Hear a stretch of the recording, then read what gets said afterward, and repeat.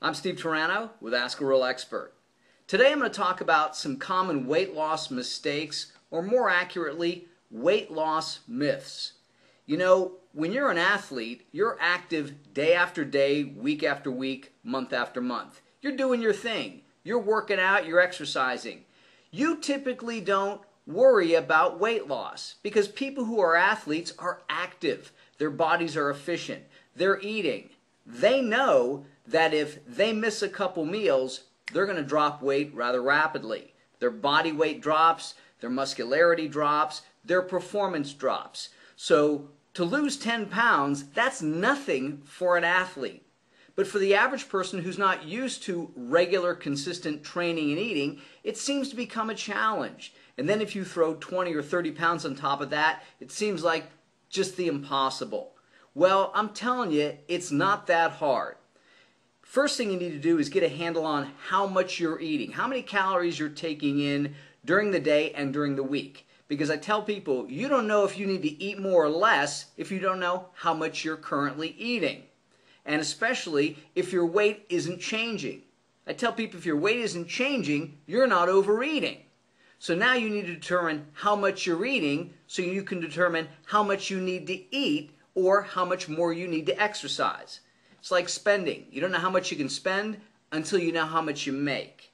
So once you determine your calorie intake and whether you're losing, gaining, or staying the same, then you can adjust your diet and your activity levels appropriately. If you're staying the same, it means you're not overeating. You may have eaten too much in the past, but you're not overeating now. Because if you were overeating now, you'd be gaining weight. So if your weight has leveled off, you're not overeating. So you need to either increase your activity level, which will begin to burn calories and start the weight loss process, or you need to begin to eat less. Now, if you did both, weight loss would happen much faster. Because again, exercise, meaning cardiovascular activity, only burns about 280 calories per hour. So much easier to not eat 280 calories than to do treadmill or walk outside for an hour. Get a handle on how much you're eating. That's the first thing. The second thing you need to do is not whine about it, okay? Whining and wishing aren't the same as working, okay?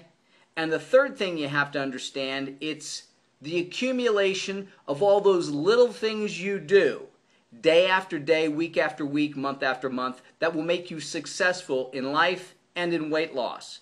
So it's not eating this, not eating that. It's exercising a little bit today, a little bit tomorrow, day after day. It's the accumulation of all those things that we do on a regular basis that causes us to lose weight.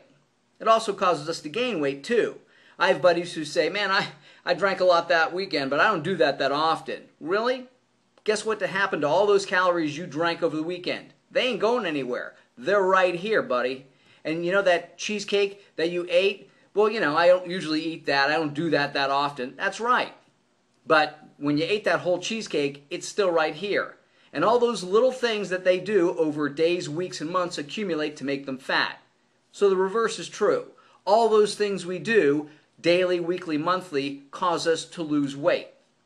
So I tell people, if you're not gaining weight rapidly, you're not overeating. And it's the slow, gradual accumulation of a small amount of calories on a daily basis that accumulate to make us overweight. 50 extra calories a day is 5 pounds gained in a year. 100 extra calories a day, 10 pounds gained in a year.